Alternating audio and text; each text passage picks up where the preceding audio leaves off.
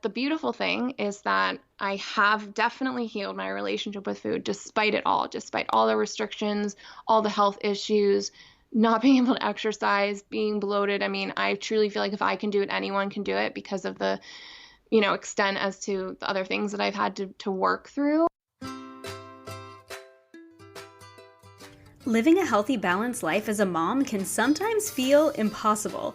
With tiny mouths to feed, butts to wipe, and so many things vying for our attention, it can be easy to feel like we're in an on-again, off-again relationship with healthy living. But it doesn't have to feel this way. I believe every mom is a super mom, and you deserve to feel like one too, and you don't have to go on another diet to do it. Join me, Kristin Dovbniak, holistic nutritionist and certified intuitive eating counselor, for conversations on what it means to live a healthy, balanced life. I want to help you uncomplicate eating, improve your relationship with food, and live like the supermama I know you are.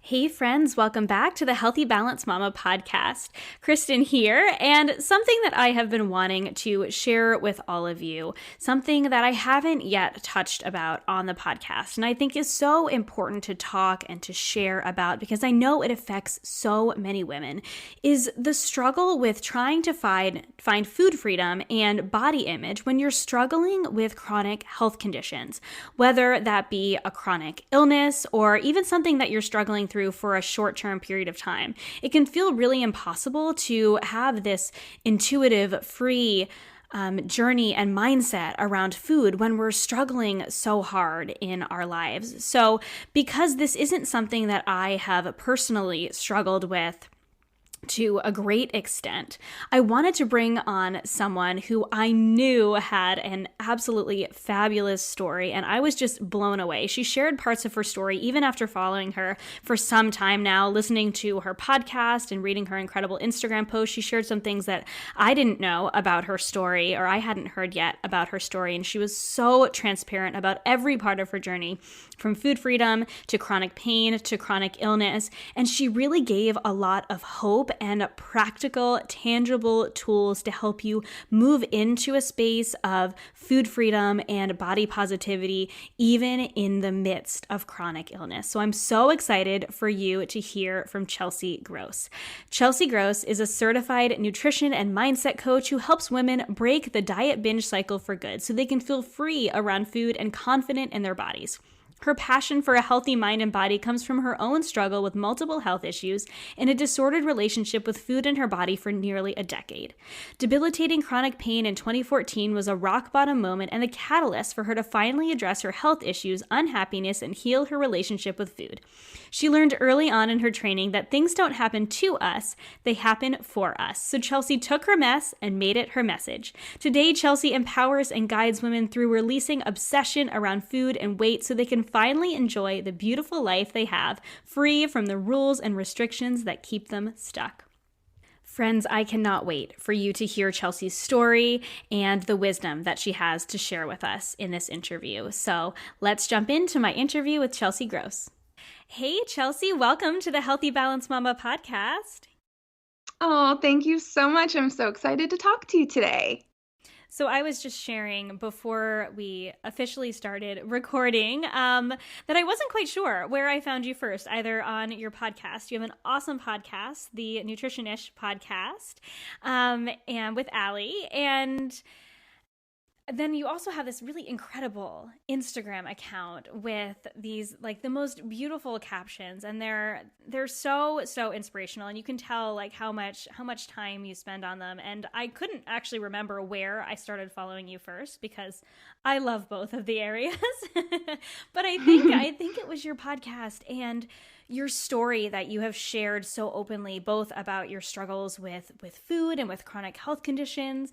And so I'm really excited to hear from you today. Oh, thanks so much for saying all that. It means a lot. So I want to start with an icebreaker, just really quick, if that's okay with you, just to break the ice and start out. So my question today is, what do you like to drink first thing in the morning? Ooh, well, water, room temperature water. And I have a routine where I pour it before I go to bed. I leave it on my nightstand. and I take it into the bathroom with me after I brush my teeth. I drink a bunch of water, and then I usually go for a walk. I walk outside almost every single morning and listen to a podcast, and I just have water. And then when I get back, I usually have my breakfast, and then I make a matcha. So that's my other go-to drink, but I don't have it first thing in the morning. I love that. I love asking this question because I got to hear a little bit about your morning routine. And I love that you like set it up the night before and everything. And that's something I'm so big on, when I talk to women and they're trying to, create these like little habits to improve their life, like drinking more water. That's an awesome tactic to just have it by your bed and to drink it first thing. I love that. And I love matcha too. Little things. Do you have a favorite like brand of matcha, or are you just a matcha lover in general?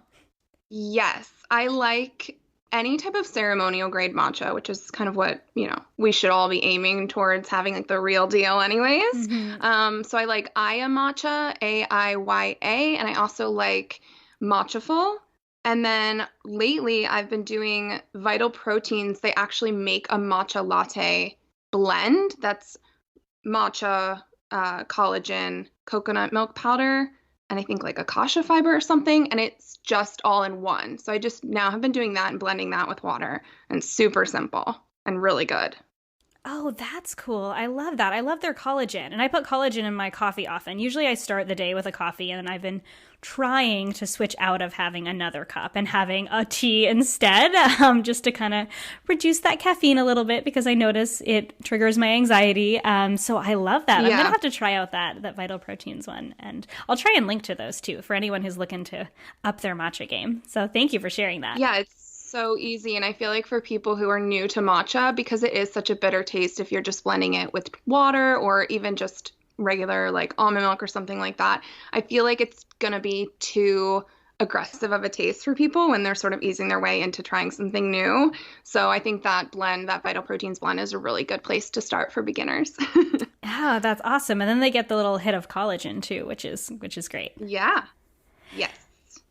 So thank you for sharing all that. And I already shared your bio. I always share the bio right at the beginning, the professional bio. But I would love if you could just share a little bit more about who you are and what you're passionate about bringing to the world. Yes, I'm passionate for sure. That's my main thing, is letting other people know they're not alone. And I like to use what I call my mess and make it my message. So I'll sort of share with you guys a little bit about who I am now and kind of how I got to this place. So I am a certified transformational nutrition coach. I sort of coin myself as a nutrition and mindset coach now because that's more specifically what I do. I help women who struggle with chronic dieting, disordered eating, binge eating, self-love, body image. And the reason that I'm so passionate about helping people with that is because it's something that I struggled with for almost a decade. Back when social media didn't exist and no one was really vulnerable or sharing their story, I just suffered in silence and I felt really, really alone in what I was going through. So right now, my biggest passion is letting others know they're not alone, because I so desperately needed someone to look up to when I was really in the thick of it. So, from where I am now and being able to be more introspective and reflective about how I got to the place that I am today and sort of how a lot of my problems originated and my issues originated, I can kind of connect it back to growing up and being really young, 5th grade, 6th grade, when my parents got divorced. I grew up outside of Philadelphia in I went to a really small school, and I was the first one in my class who had separated or divorced parents. So I know that it's something that's really common now. Just because it's common, it doesn't mean it's not as difficult, but growing up, I was the first one, and it was really difficult for me. My dad was actually struggling with a lot of his own mental health issues and substance abuse issues at the time, and it was just all a very confusing, overwhelming situation for, a 10, 11-year-old. And obviously, I started going back and forth from my mom's house to my dad's house, and again, that was very confusing, and I started developing a lot of really bad anxiety over it.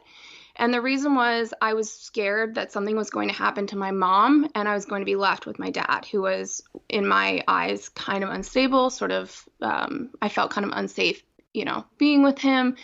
And I was really worried that, something would happen to my safe space, who was my mom. I have one older sister who's very much like my mom. So I am very different from my mom and my sister. They are much more, I guess, unemotional. I'm a very emotional person. I'm a very sensitive person. I wear my heart on my sleeve. And from a young age, when I was dealing with this anxiety, I didn't really know what was going on. I didn't really know exactly what I was experiencing at the time. And I would go to my mom or I'd go to my sister and I would sort of explain what I was feeling. And they would just sort of say, "Oh, don't be like that. You shouldn't be like that. Like, that's wrong. That's bad. Just get over it. Go play in your room by yourself," that kind of thing. And so from a very early age, I sort of developed this belief that there was something fundamentally wrong with me, that who I was at my core was not okay. It was not accepted. It was not loved. It was not appreciated. I felt very unseen and unheard. And it was just very confusing. So, I sort of struggled with that kind of stuff up and down all through middle school, all through high school. And in high school, I started sort of attracting a lot of health issues. So the first thing that I started dealing with was chronic headaches. So all of a sudden, I literally just like woke up one day and started dealing with chronic headaches. The next thing I started dealing with was like chronic chest pains and chronic heartburn. Then I started dealing with a lot of like viral infections, getting sick with the flu or a really bad virus or cold once a month. And that was all sort of weird. Again, like I kind of think now, the perspective that I have looking back, I think I attracted it because I didn't feel like I felt like there was something wrong with me. And I think because I felt like there was something wrong with me, I wanted sympathy from my loved ones. I wanted attention. I wanted someone to take care of me. I wanted someone to notice me and again, to see me and hear me. And so I think I sort of started manifesting some of these deeper health issues to sort of just get that deeper affection and love that I was so desperately looking for. So that's kind of sort of how things went up until I graduated high school. And then I actually decided to go across the country to college. I went to Arizona State University all the way from Pennsylvania. I didn't know anyone. Kind of a rash decision, but I was actually hoping to pursue dance as my major. And they had a really great program that I was interested in getting into. I actually ended up not getting into it. But I still went anyway. Because I went to such a small school, I really wanted a big school with a lot of school spirit. I wanted a football team. My high school didn't have a football team. I just wanted a really new experience. And my college experience was awesome, but it was also really hard, of course, because I went to this like huge university with, gorgeous, fit people. It was just like a total culture shock. I also joined a sorority, and that's the first time that I really started being hyper aware of my body and my weight. And, rushing a sorority and being around a lot of guys for the first time. I'd never had a boyfriend up until college. Like, it just was this whole new experience for me. And I started wanting to, be able to fit in. And I had a friend at the time who I started sort of noticing her eating habits and how little she ate. I remember she would eat just half a sandwich or half a sushi roll.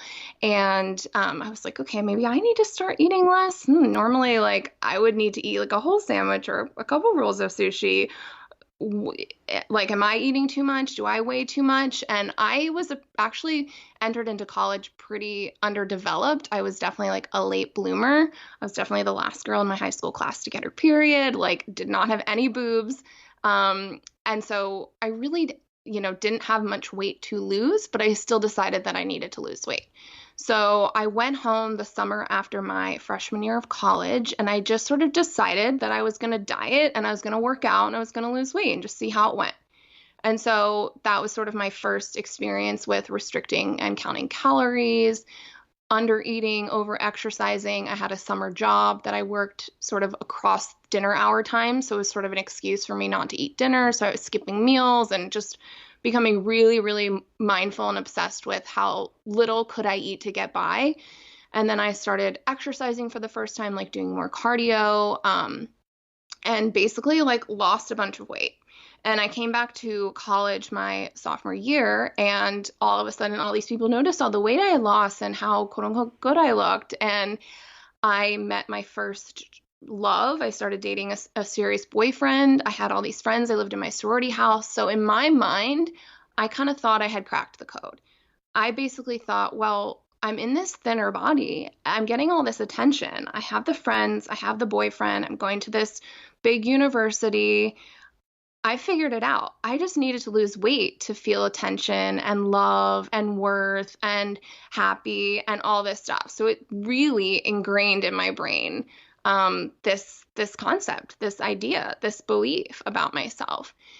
I kind of thought like it was the answer to all my problems. And so I was able to sort of maintain this thinner body for a long time.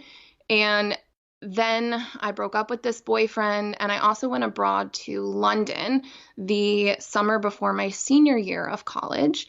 And I was drinking a lot. We were going out, we were eating all different types of foods. I stopped being, overly obsessive and restrictive, and I gained a bunch of weight. So I came back my senior year of college, and all of a sudden I was in this bigger body. And all of a sudden I was hyper aware I was in this bigger body and that I needed to lose weight. But all the things that I had done before no longer worked. So, I just kept trying to eat less and restrict more and work out more and became more and more and more and more obsessed and basically just like crazy. So basically that then perpetuated into several years of severe restriction. Binge eating and purging was sort of the cycle that I had gotten myself into. And, again, there was no information out there about this disordered eating cycle. I was in a bigger body, so I didn't think that I had an eating disorder. I definitely didn't think that I deserved to have any help. If anything, I was just like mortified to be in a bigger body and embarrassed. So I certainly wasn't going to explain to anyone the extent as to which I was suffering. And I graduated college. I also, like a few months before I graduated from college, I went through like the whole other long story, but I went through a really, really bad experience that was very traumatic. And I definitely believe it gave me PTSD, and that definitely contributed into me soothing with food, which just perpetuated this disordered eating cycle that I had gotten myself into. And then I had the bright idea to move out to Los Angeles to pursue acting, which makes total sense for someone who's struggling wildly with body image and disordered eating, because it, of course, is just going to put all of that under a microscope. But that was my passion at the time, and that's what I pursued. That's what I pursued actually up until I went back to school for nutrition. So I pursued that for about 5 or 6 years. And so when I moved out here, I was living alone. I was basically dealing with PTSD. I was trying desperately to lose weight. And yeah, that just continued. The cycle continued where I would try every different diet. I would skip breakfast and just say, okay, I'm just going to have skinny vanilla lattes and, oatmeal, and I'm just going to make it as long as I can go. And then, of course, what I know now is that all that restriction caused me to binge. So then I would binge in secret, and then all the guilt and the shame would come in, and then I would want to fix that because it was so uncomfortable. And so often I would make myself sick, and then basically just the cycle spun round and round and round like that for multiple years. And I was definitely in the biggest body I had ever been in. So like I said before, I definitely didn't think that I had an eating disorder or that I deserved help. Looking back, I wish I had gone like to treatment or had spoken to someone. There was no coaches, like no one really was available at the time to help me. And I didn't ask for help. I suffered in silence, and I just felt so horrible about myself. I felt like the problem was 100% me. It was because I didn't have willpower. I was very envious of all my other friends who seemed to maintain thinner bodies, but be able to eat whatever they wanted.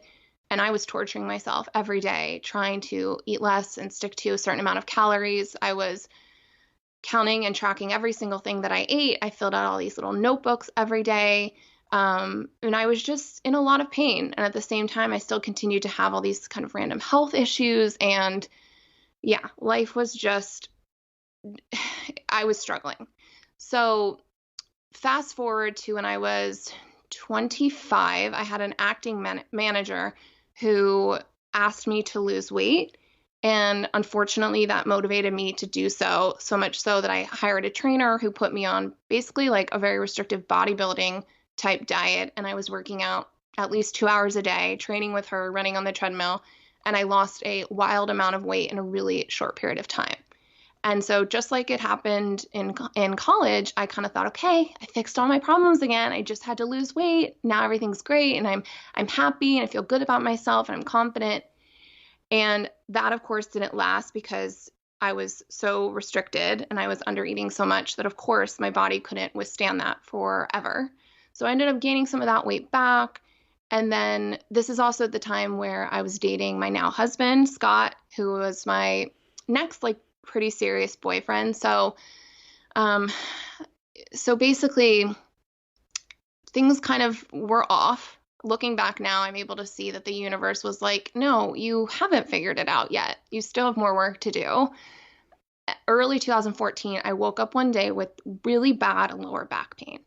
And I just thought, okay, like I was doing a lot of hot yoga at the time because I was also working part-time at the store Lululemon.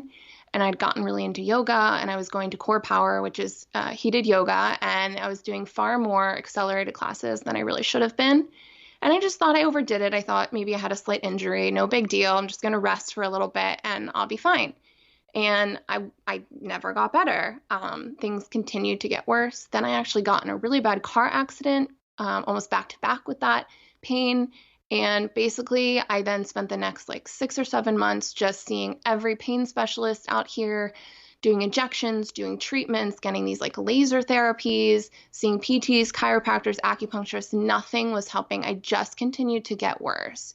And I got an MRI, and it showed that I just had a slight bulging disc. And every practitioner that I saw was just like, you should be fine. Like, this isn't even that bad. And I was like, I'm in debilitating pain. I mean, I had to quit my job.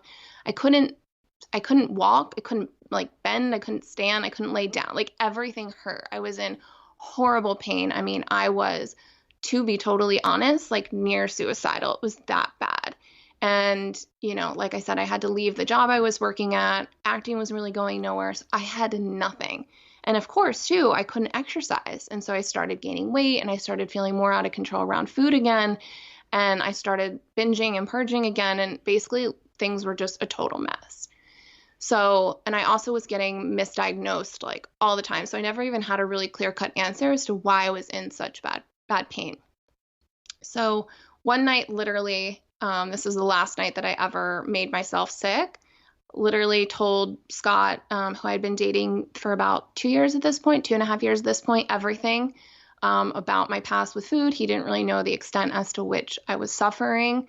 And I basically just made a vow to myself that I wanted to change. I wanted life to be different. I didn't really know how at the time. I just knew that there was something deep down inside of me that was like, don't give up, you know, keep going. I didn't even know where or what that meant, but there was something inside of me. And very shortly after that, I ended up finding my nutrition program, which is the Institute of Transformational Nutrition. And when I found that program, I felt like I was truly like saved. Because looking over the curriculum, looking over the foundation of the program, it's all about, of course, the science of nutrition and teaching you that, but also the psychology of eating and the spirituality of nutrition. And I was like, oh my God, not only am I excited to learn about all this, but maybe this can help me heal my relationship with food. And I also was very interested in holistic health at that point because I felt like conventional medicine had failed me because of what I had been through with my back. And so I thought, well, maybe it does have to do with something, does have to do with what I'm eating. Or, you know, I started working with like healers and holistic practitioners. I just started getting really interested in that side of things, of health. And so I just threw myself into this program. I enrolled immediately, and I just started working through it. And very shortly into working through the program, there was a live event that I attended with other students. And when I met other people going through the program, it was the first time that I felt not alone in what I was going through. So everyone else who was working through the program was someone who had struggled with disordered eating or an eating disorder, or had an autoimmune disease or chronic pain, like you name it, every different type of health, mind, body condition. Like, I was around those people. And for the first time in my entire life, I was like, okay, I'm not the only one going through this. And, you know, people were at all different levels of their journey, of their healing journey, of their transformation. And so it gave me so much hope. And one of the first things that I learned in my program is that things don't happen to us, they happen for us. And you've probably heard me share that before. I mean, I didn't coin this term. The founder of my program used to speak about it a lot, but it's literally like I think about it every single day. And it's the only reason I feel like I was able to keep going, because of the first time in my life, I was like, okay, what I've been going through, everything that I've struggled with, from the anxiety to the disordered eating to the chronic pain, that happened for me. My body is not against me. My life is not ending. My life actually could be so much bigger and brighter because now I have something to share. It gave me this story, right? It gave me the ability to connect with others. It gave me this vulnerability, this compassion, which are the things I'm most proud of to have, to, be parts of my personality. And I just kind of took that and ran with it. I didn't even really know I had no idea my business would turn into what it is today. I was mostly just there to learn and to grow and work on myself. And then it obviously evolved into a business helping others. And I would love to say that that's where my journey ended, because that's a nice way to tie it all up. But very shortly, actually, after I started my nutrition program, about 9-10 months into dealing with the chronic pain, I woke up one morning with a distended stomach. So basically like extreme bloating, but more than that. Like it wasn't like I was like crampy or gassy or, just had like some stomach issues. It was like a chronic distension. And at the time I just thought, okay, well, maybe I did just eat something that isn't digesting well, and I'll be fine in a few days. And so this was back in 2014. So actually like this time, 5 years ago, it was right around the holidays, 5 years ago. And then I started working with all these doctors. So I first saw a naturopath that said, oh, you have candida, go on a candida cleanse, go on a candida protocol. And I didn't get better. Then I started working with a functional medicine doctor who was like, oh, you have adrenal fatigue, you have thyroid issues, I had 27 food sensitivities. Okay, let's do this protocol for all the hormonal imbalances. And then let's take out your food sensitivities. And I didn't get better. And then I tried, I did a SIBO protocol, I did low FODMAP, I did AIP, I did everything. And what's so challenging about it is I was healing from disordered eating. And as you guys can tell from my story, restriction was the biggest thing that was perpetuating me to continue in this unhealthy cycle. So even though I was restricting foods out of health, it was still restriction. And so it was bringing up the tendency to want to binge, and just really was difficult for me. Like I wanted so badly to get away from having any limitations or restrictions, but I also had this crazy health issue. Like I did not understand why my stomach was, continuously distended. Like it never went down.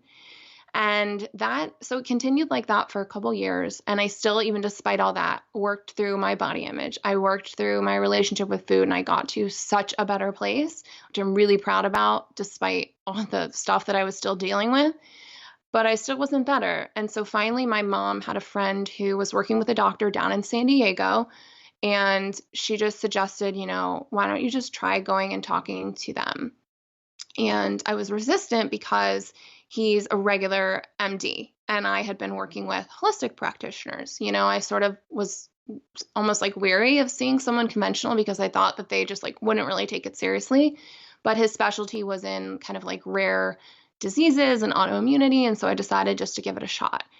And I met with him one time, and he did a thermography scan. So he basically did like a body scan. He was able to see that I had the few indications to him that I had something going on, where I had like hot spots all over my upper back and my chest, and I had a burst blood vessel on my left breast.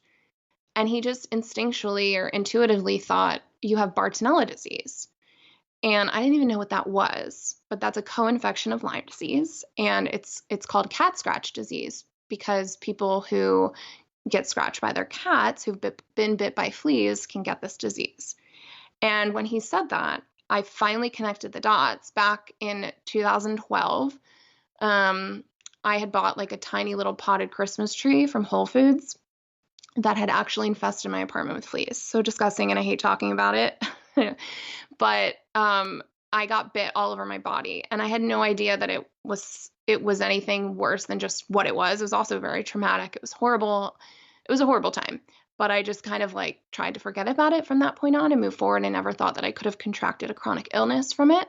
But kind of put the pieces together. And again, this is prior to him even testing me. So we tested and I came back positive for Bartonella, Lyme disease, and also Babesia, which is also a co-infection of Lyme. And I was floored because I had no idea that what I was experiencing was Lyme because I didn't have any of the classic neurological imbalances. I definitely had low energy and I had, health imbalances, but I wasn't able to not get out of bed in the morning. And, just what you hear about Lyme disease, you sort of think it is this like bedridden illness. And obviously what I've learned now is that, and also so many people are popping up being diagnosed, it can have over 300 different symptoms. And specifically, Bartonella can affect the gut. So it slows down your motility, it affects your neurons in your gut, and you can have this dissension. So it literally almost feels like your organs are just like hanging out of your stomach. And this is why, despite all the healing diets and all the healing protocols, I still didn't heal because of that, the food and eradicating these infections that I came back positive for.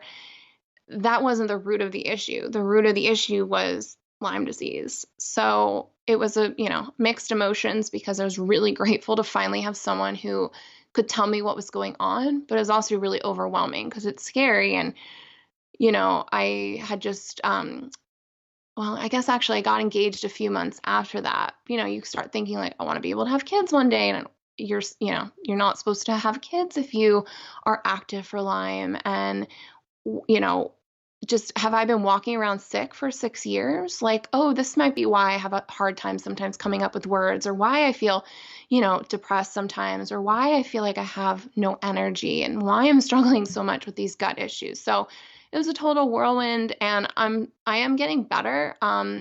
Right now, I'm not coming back active for Lyme and Babesia. I've been on different rounds of different types of supplements. I did also have to do one round of antibiotics, and I also did this other strange supplement that I actually had to get from Singapore, which is like a whole other story. For Babesia, because it's actually a cousin of malaria. So I was on this like anti-diarrhea, traveler's diarrhea drug. It's the whole thing. So yeah, it's been a journey. I still deal with the gut issues, but I've gotten to a place where I can manage them a little bit better. My back pain has gotten a lot better, but it's still something that I deal with all the time.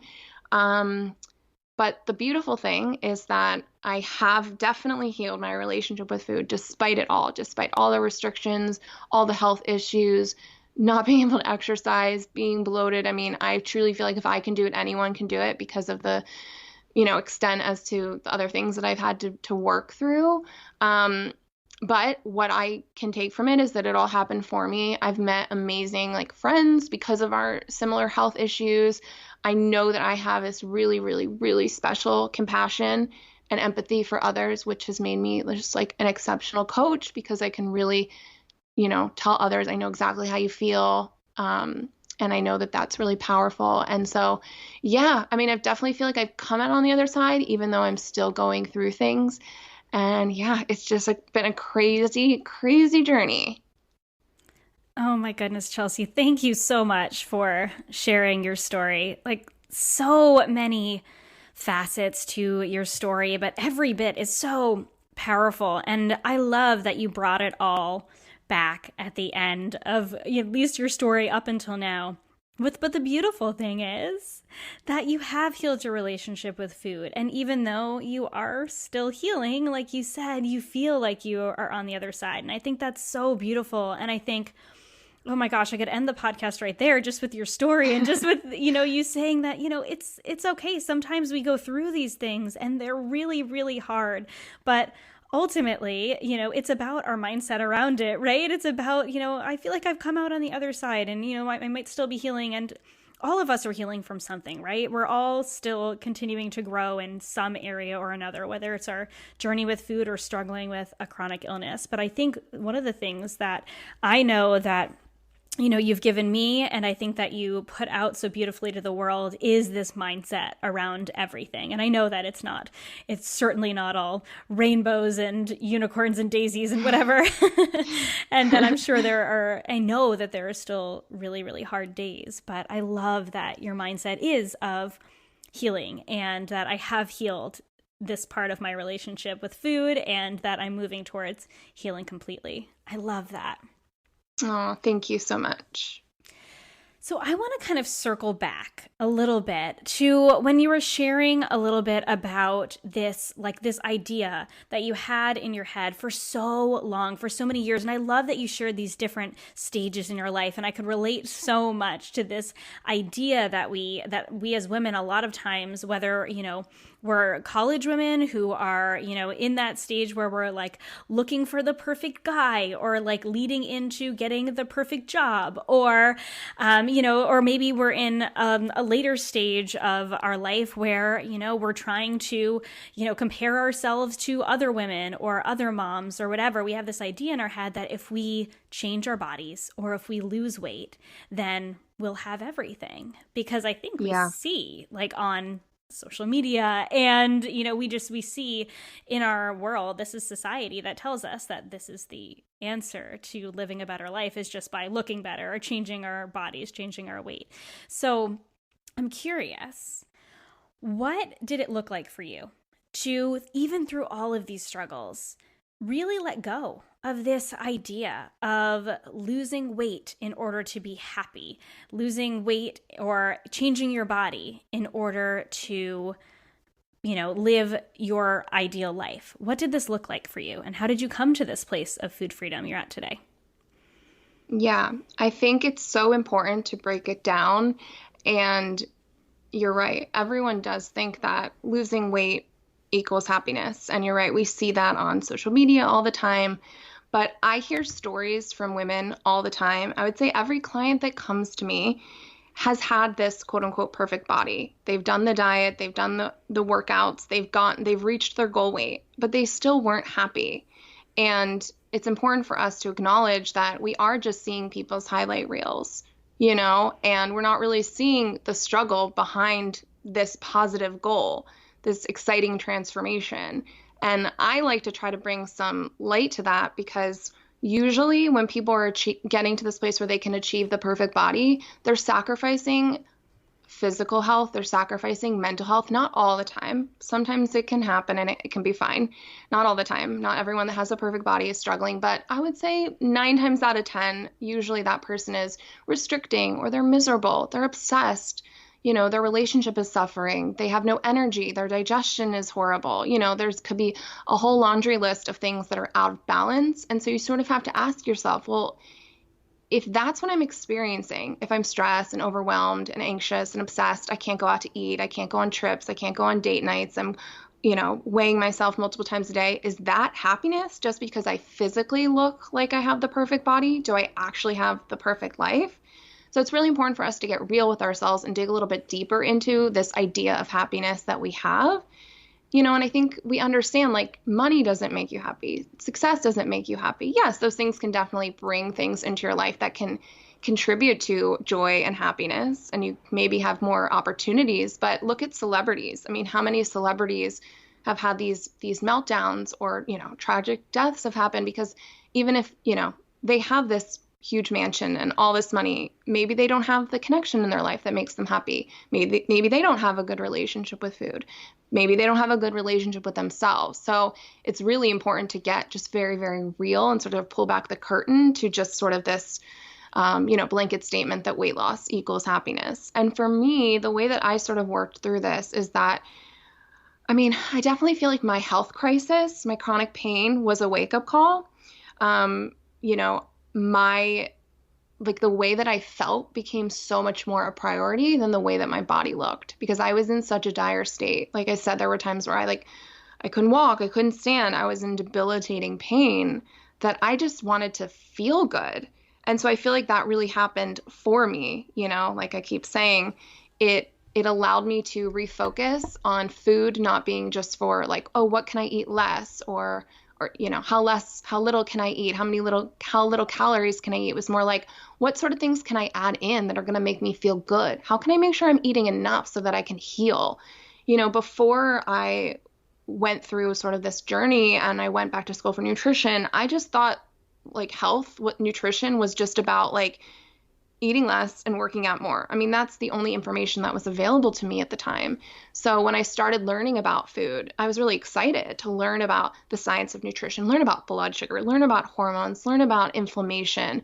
And it just got me excited, and it allowed me to make the transition out of calorie counting and deprivation into real food and being excited about like cooking and yeah, using like real whole foods, because before I was eating everything low fat, fat free. I mean, I was eating lean cuisines. I was eating, sugar-free Jello, and everything was splendid. I mean, I was literally eating like all chemicals. And so finally learning more about food, having that knowledge got me really empowered. And I actually felt like I was much more in control instead of just a diet telling me what to eat or what not to eat. And so that really helped me sort of separate weight loss from health and help me become like more in a pursuit of optimal health. And, just learning more about other people's stories as well. Like I said, being around others that had struggled like I did, that helped me as well. Just learn again that I wasn't alone. And some of the steps that I took in breaking free were not restricting. So like I said, I stopped calorie counting. I stopped tracking. I basically just stopped depriving myself. I stopped making it my goal to always eat less. I stopped skipping meals. So literally as simple as actually eating breakfast, actually eating lunch, actually eating dinner, eating snacks, honoring my hunger. And when you step away from severe restriction and severe deprivation, even for a short period of time, even if you've been doing that for just a short period of time, you're going to have almost what may feel like an insatiable feeling of hunger all the time. And so you need to honor that, in order to get through that. And it's going to be uncomfortable, but I allowed myself to have those moments of just like eating a lot. And the next thing that I did, which is really what I help my clients do in breaking the cycle, is those times where you do binge or you do quote unquote overindulge or overeat. It's about forgiveness, because if you don't forgive yourself and you label that as wrong or I was bad, you're then going to punish yourself, and you're going to go right into the exact things that started that cycle in the first place: more restriction, more deprivation, more dieting. So it's about forgiveness. It's about acknowledging like where you've come from. Okay, I've had this cycle of disordered eating. I've been punishing my body for years. I've been under eating, I've been over exercising, or I'm going through a really severe state of stress, trauma, I'm recovering, I'm healing from an injury. Like, give yourself the actual clarification as to why you're struggling, and that will help you provide yourself with some compassion. And, so basically I never tried to fix any quote unquote bad behavior. I just let it happen. And it was very uncomfortable. There were times where I was eating jars of nut butter in one sitting, and not just once a week. I was doing that multiple times a week, and I just let it happen. And that was crazy uncomfortable and scary and debilitating, but I just let it happen. And eventually those things stopped, but I had to go through the motions. I had to allow my body to change and not freak out about it. And it allowed me to now get to a better place, but it took a long time. So I also think being really realistic about how long it can take to sort of unwind not only these beliefs about ourselves, like that weight loss equals happiness, but that you can heal super quickly, so it's like allowing yourself to just take the time and space that you need to really work through this. Oh, I love all that. I'm so glad that you shared some of the more uncomfortable parts of this journey, because I think a lot of times we hear these really wonderful, beautiful stories, and everyone's story matters, and everyone's story is different and important. But we don't often hear some of the hard things that we have to go through in order to get to the other side. The really uncomfortable, sometimes just needing to live it and needing to experience the overeating, so to speak, right? Just in order to allow ourselves to feel the feeling of not restricting and just eating and move through that. And that, there is, light at the end of the tunnel. There is another side to it, but we have to go through it. And then we have to forgive ourselves through it. I think that's so powerful. So thank you so much for sharing that, because I think it is such an incredibly important part of our journey to learn that self-compassion and learn that forgiveness. And I think that when women are trying to go it alone, a lot of times this can be really hard when they don't have a community around them, or they don't have a coach to help them along their journey that reminds them that it's okay if they go through some of these experiences, if they eat the jar of nut butter and just let it happen, that it's okay. You can give yourself that compassion and move on. And what I like to encourage women with a lot is that like every one of these experiences, if you allow it to, will help you move forward. If you don't allow it to, if you let it keep you in the same place, then you'll stay in the same place. But if you allow that experience to move you forward, then it will. You'll take them as information and help you move forward. So thank you for sharing that, some of those uncomfortable parts that are so important. Yeah, I couldn't agree more. I always tell people the marker of progress on this journey towards healing your relationship with food, with your body, is not that those bad moments won't happen. You know, the overindulging, even sometimes binging again, or emotional eating, or stress eating, or even like negative self-talk about your body. It's not about that stuff never happening. Of course, we want to see that happening less and less and less, but it's unrealistic to think that it will never happen, especially if you've been struggling with this.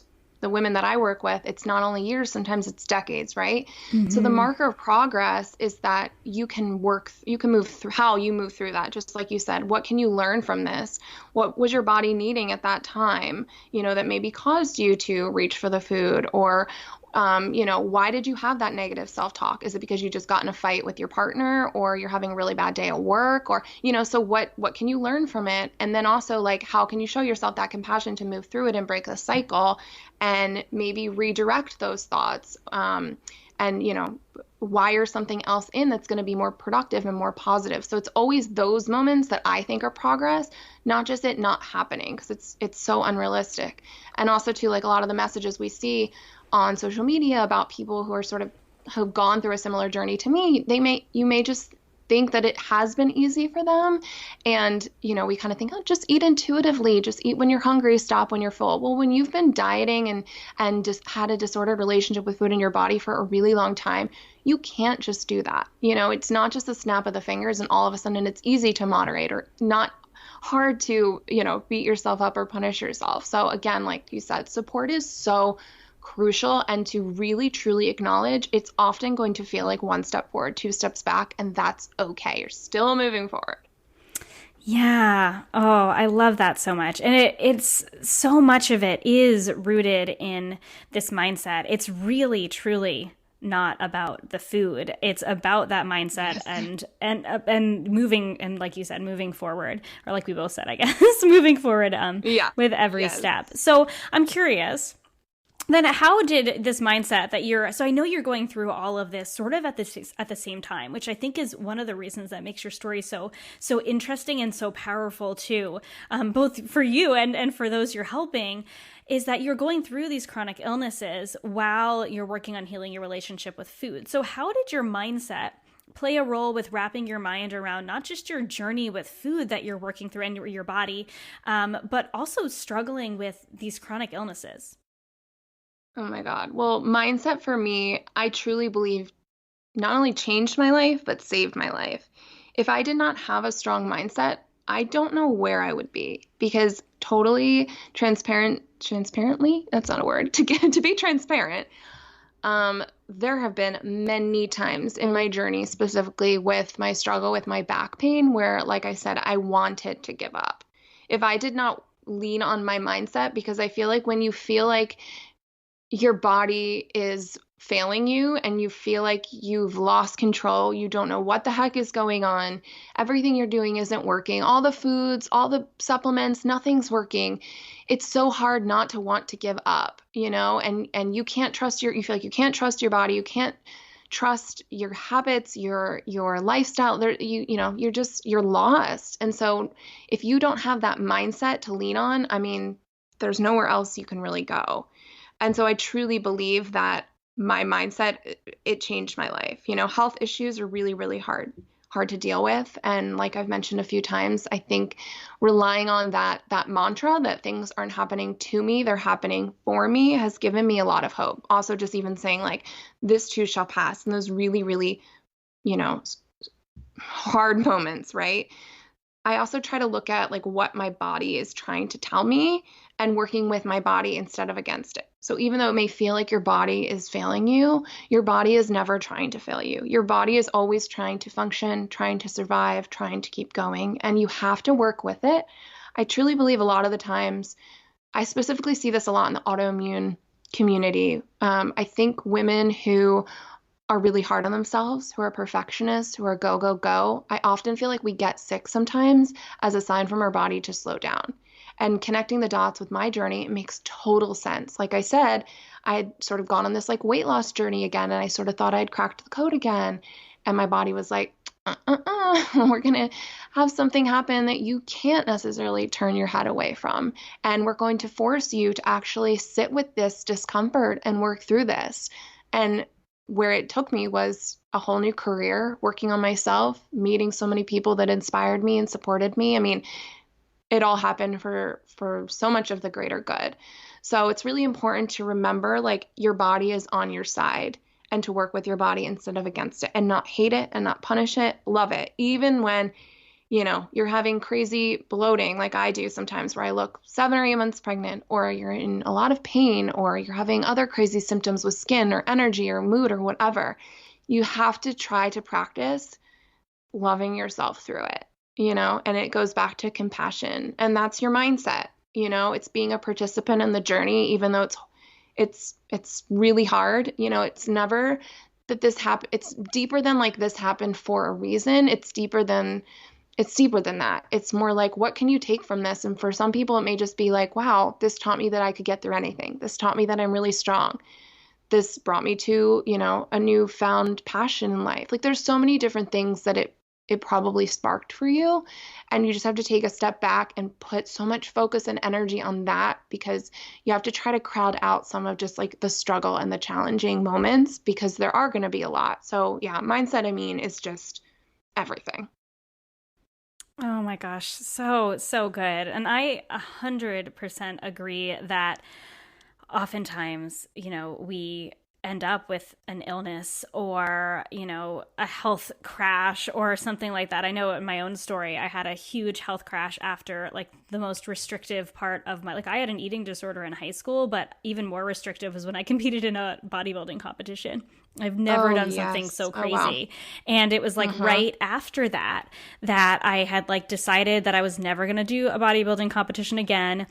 And it was just after that, and I've talked about this in the podcast before, but I had like a complete adrenal crash. I basically had like chronic fatigue. I could barely get out of bed. I had a 2-year-old at the time. I was like falling asleep sitting up. I was like lifting like hundreds of pounds, or I was like squatting hundreds of pounds of weight at the gym. And then I woke up one morning and couldn't even lift like a 10-pound weight, which is kind of what I had at my house.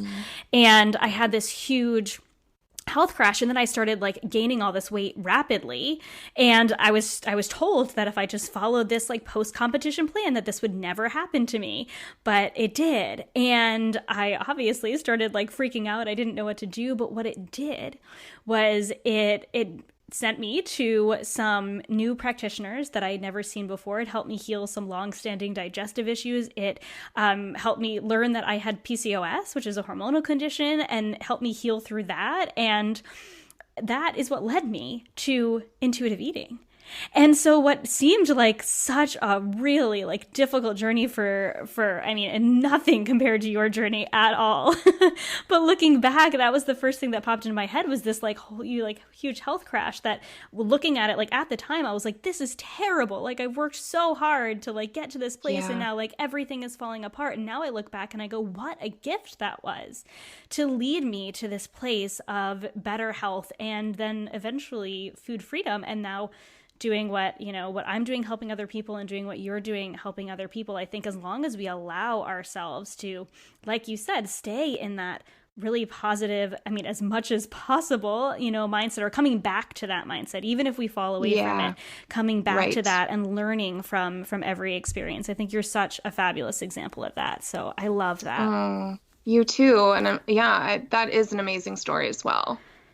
So something that you talked about that I think is really great and really related to this this kind of the struggle with food, especially when we're talking about trying to eat to heal in addition to having freedom with food, which is so hard when you're like going through these chronic illnesses and really trying to eat in a way that supports your body, but also trying to find freedom with food. And something you talked about on Instagram recently was focusing on imperfection instead of perfection in our eating Yeah. journeys specifically, but really, I guess, in our healing journey in general.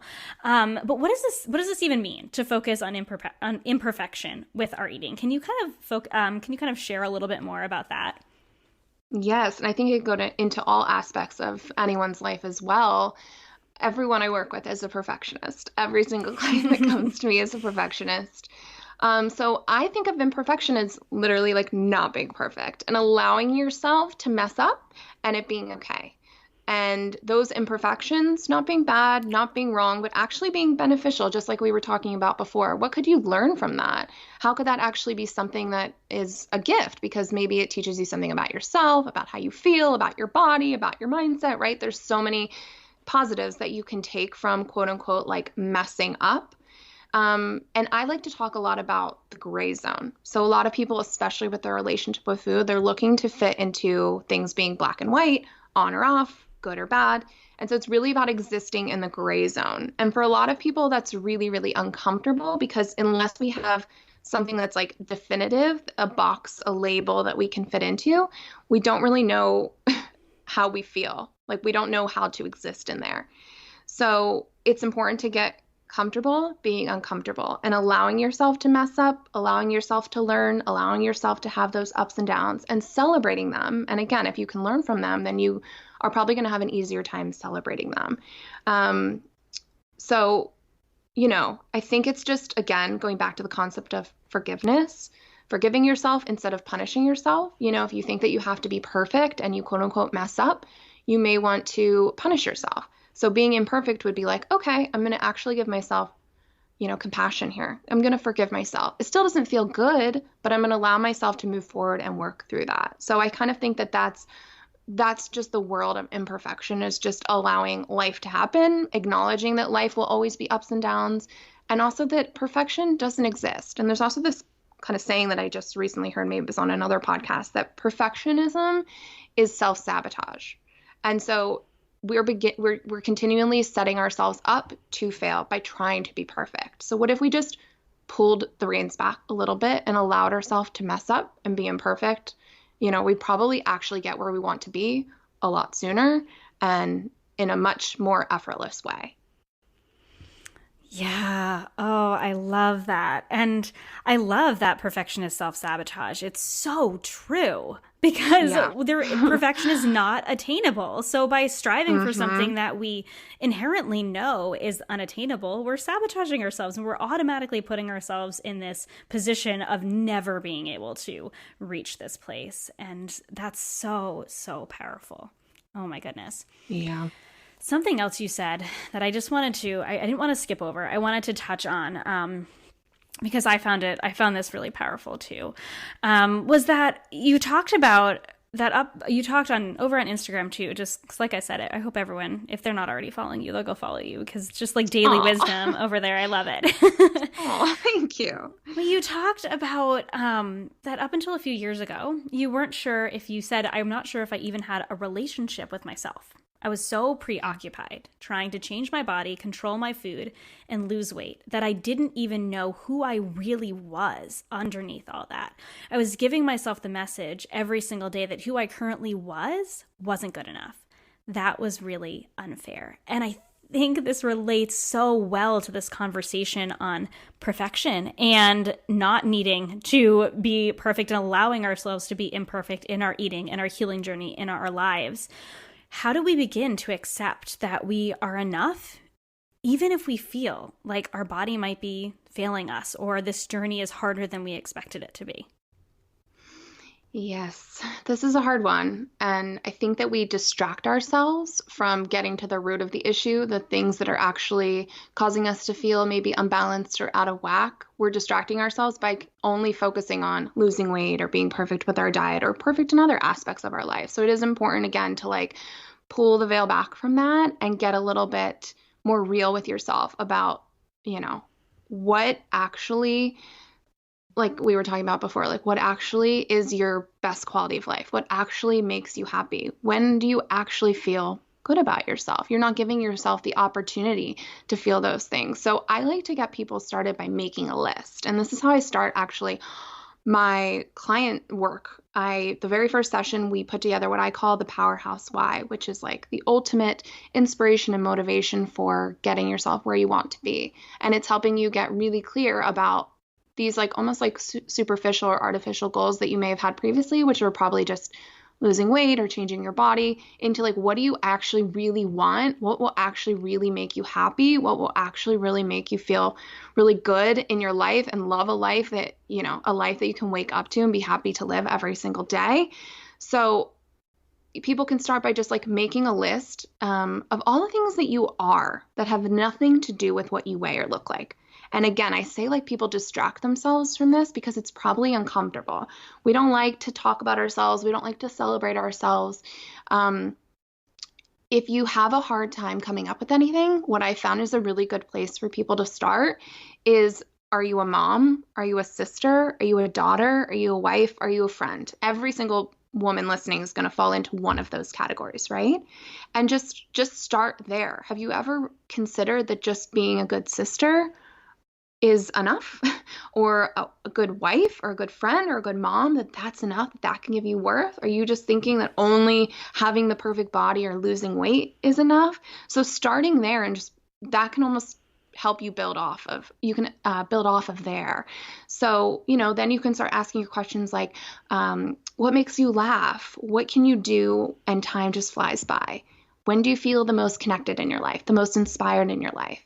And again, too, if you're still having a hard time coming up with things, I always like to ask people, what would you say to your best friend? Or what would your best friend say about you? But, we hear all the time, like, talk to yourself like you would a best friend, but actually, like, put your best friend's name in there. So my best friend's name is Ashley. So I would actually think, like, if she came to me and, back when I was struggling and the things that I was struggling with back then, and she came to me and she said, this is what I'm going through.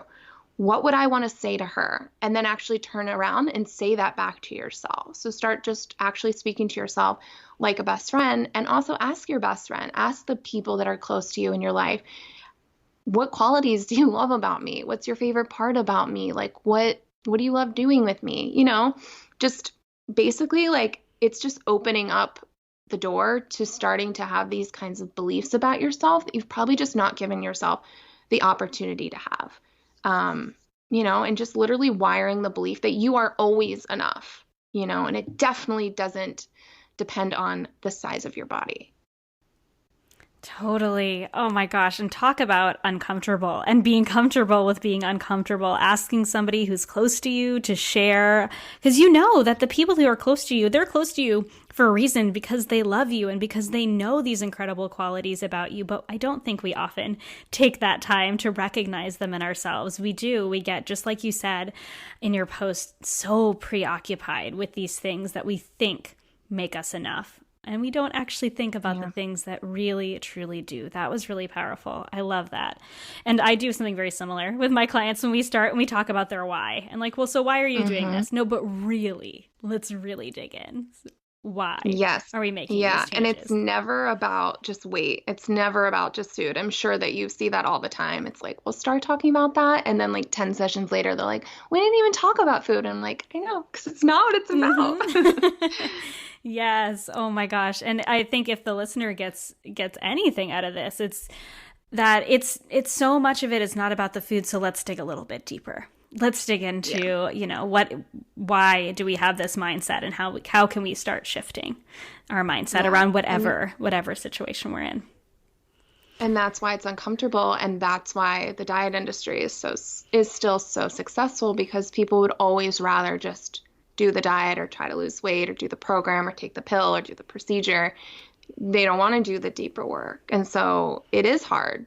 But I also always start off with people by like congratulating them and telling them like, you're doing the hard work that most people will never do, and getting yourself in that mentality like, okay, it may be hard, it may be uncomfortable, but how is life going to look like? What is life going to look like in 6 months, in a year, in 5 years, in 10 years? Like, if you work through it now, you're never going to have to work through it again. So it's worth it. Yeah. Oh my gosh.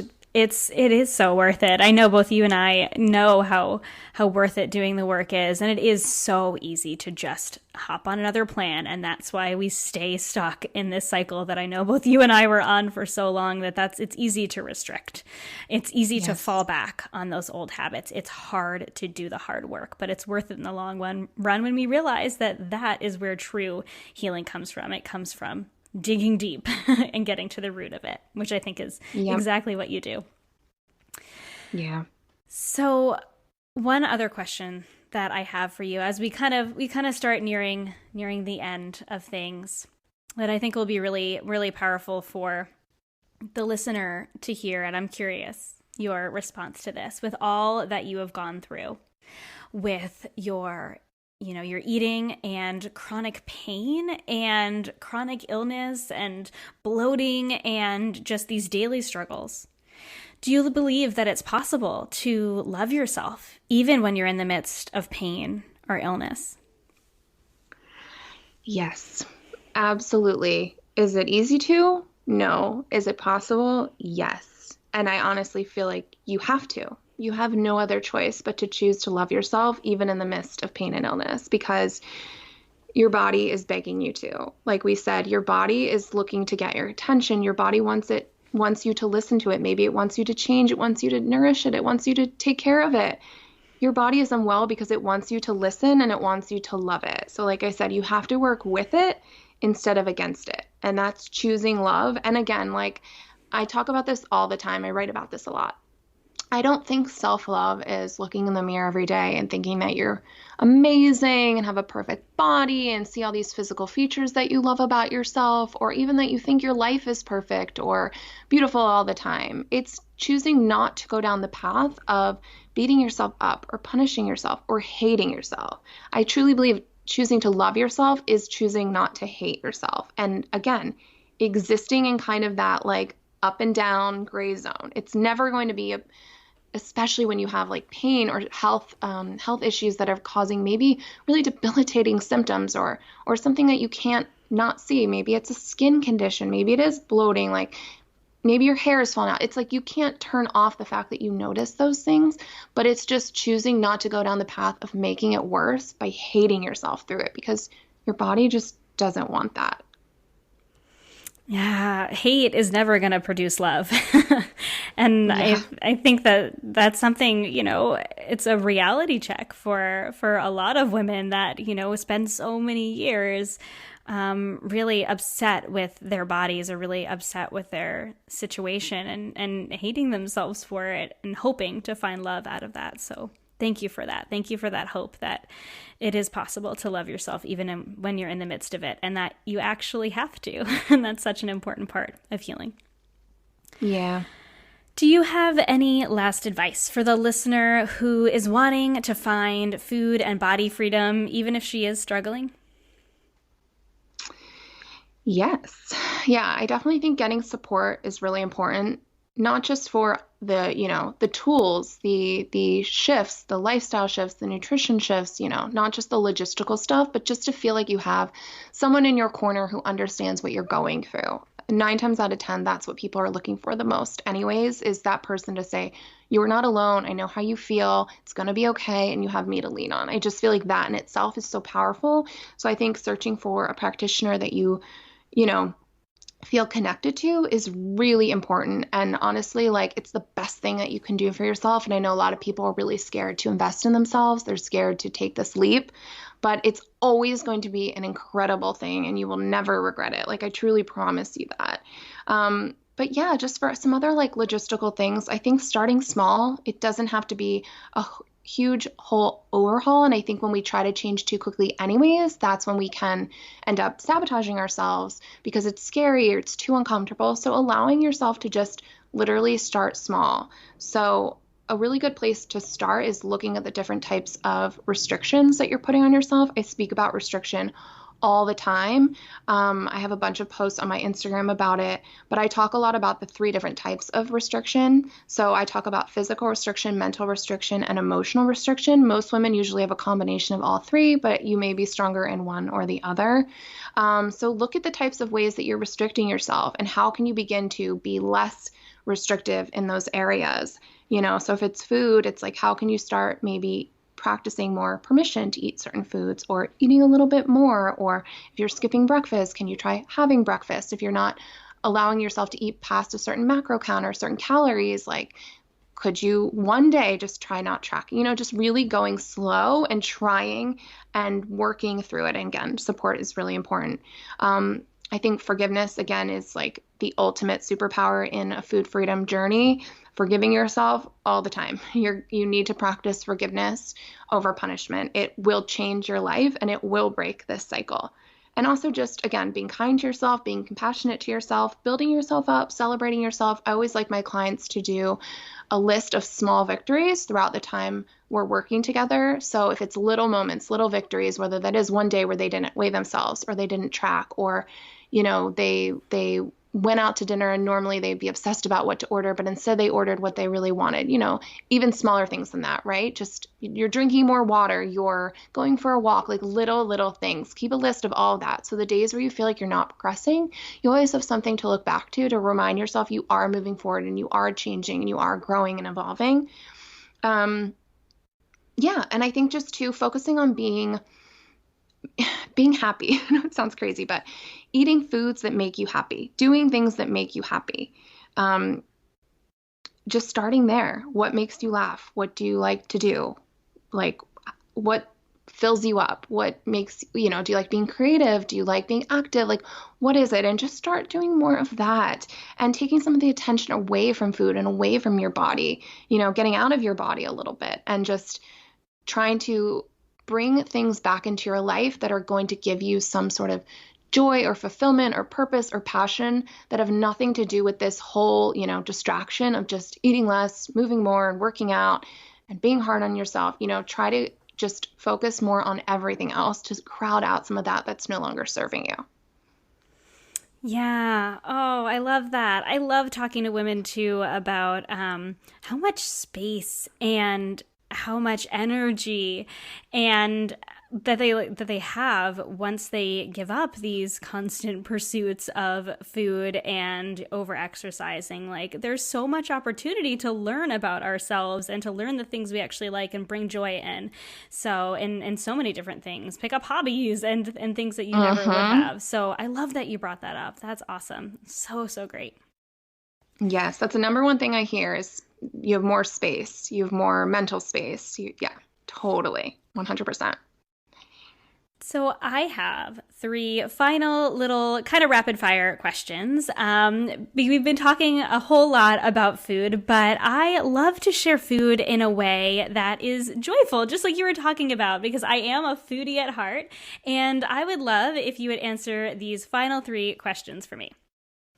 Okay. So number 1, what is your favorite thing to cook? Well, something I make a lot that I really love is a walnut pesto. I love pesto. Super simple. So 1 bunch cilantro, one bunch parsley, olive oil, lemon juice, walnuts, and garlic. And I usually do that over maybe like a black bean pasta or cauliflower gnocchi or zoodles. It's one of our go-to meals like every week, and I just love it. It makes me feel so good having all those herbs, and I just love the color, and I just love it. It always turns out so good, and I love whipping that up. I love using walnuts. That's such a good idea. I've done a lot of almond pestos rather than pine nuts, which are just like crazy expensive. And almond pesto is good, but walnut sounds incredible. I love that. Yes, give it a try. So what then is your favorite thing to order if you're going out to a restaurant or have someone cook for you? I mean, probably just like a classic home cooked meal. I mean, the first thing that comes to mind is what my mom used to make for us for Christmas, which is like roast beef, Yorkshire pudding, which I haven't had in years and years and years. I don't know. It's like flour and like roast beef jus or something like that. Mashed potatoes, maybe like roasted Brussels sprouts, broccoli, green beans, just like a really like classic like American dinner. Sounds really good to me right now with the holidays coming up. And yeah, just thinking about maybe like my mom making me dinner would be so great. Oh, I love that. And I can't even say I remember what Yorkshire pudding is. Like I'm not actually sure, but everything else sounds It's like a absolutely delicious. it's like a doughy bread that Is you it would like bake in sort of like a long pan. yeah, And it okay. fluffs up. So there's some bubbles and then there's like some softer bits. I mean, I haven't had it in many, many years, but I don't It know if you sounds can super make like a, comfort because I'm foodie. gluten-free, like I don't know Yeah. if you could make a gluten-free one, but maybe. I don't know. But it sounds very comfort foodie. I love that. I love comfort Yes. food. So the last question, we talk a lot on this podcast about finding what I like to call your beautiful balance, going beyond obsessing over food and finding nourishment and pleasure in food and in life. So what does your beautiful balance mean to you? Hmm. I mean, I think a lot of the stuff that we talked about today, balance to me is just allowing those, ups and downs, those mess ups, those learning opportunities, allowing yourself to mess up, to work through it, to learn, not trying to be perfect. I think balance to people is different to everyone. So again, it goes back to like, what makes you happy? What do you like to eat? What do you like to do? How do you like to talk to yourself? Like literally just what feels good for you, not forcing yourself, not punishing yourself, not beating up on yourself, and also not trying to have every day be a 10 out of 10 or perfect or, I talk a lot about feeling happy or feeling content, but sometimes you don't feel good. Sometimes days suck. Sometimes you do feel more down, and also allowing that to be okay. And just again, remembering this too shall pass, and just literally letting your life be the quality of life that you want. I mean, that's kind of balance is literally whatever, however you'd like to design your life when it comes to food, when it comes to lifestyle, when it comes to mindset, you can live. That's how that's how you can have it be. Oh, that's so good. So, could you then share where my listeners can find you, even though I've shouted out your Instagram about 10 times? Yes, of course. My Instagram is Nutrition with Chelsea. My website is also Nutrition with Chelsea. I also have a free handbook called the Heal Your Relationship with Food Handbook, which would be really helpful for anyone who's on this food and body freedom journey. I talk a lot about the types of restriction. I talk about my story and some other really helpful tools, action steps, and mindset shifts that you can make to start healing your relationship with food. And you can get that on my website at nutritionwithchelsea/break free, but it also pop up if you're just on my homepage or any page of my website. And then, I also work one-on-one with clients. You can find all that on my website as well. And then my podcast is Nutrition-ish Podcast. It's so good. So worth a listen. So hopefully they'll go and listen to that after this. Thank you. Thank you so much for being on, Chelsea. This was amazing. So much wisdom. Oh my gosh, so much about mindset. And I think that this is going to be so beneficial to so many women, whether they're on a food freedom journey, on a journey to healing chronic illness. I appreciate you and all of the work that you do in the world. Oh, thank you so much. I had an amazing time talking with you too. Thank you so much for listening to this episode of the Healthy Balance Mama podcast. If you loved it, would you take a screenshot and share it with a friend over on Instagram and tag me in it? It helps me so much to know what you love and are taking away from each episode. If you really loved it, would you hop over to iTunes and give me a star rating and review? Every rating and review helps this podcast be seen and heard by more women who need to hear the message of balance and wellness without deprivation. It's the best free gift you could give me.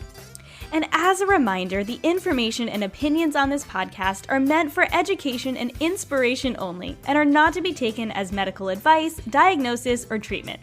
Please consult with a trusted practitioner before making any changes. Have a beautiful day, friend, and I'll see you in the next episode.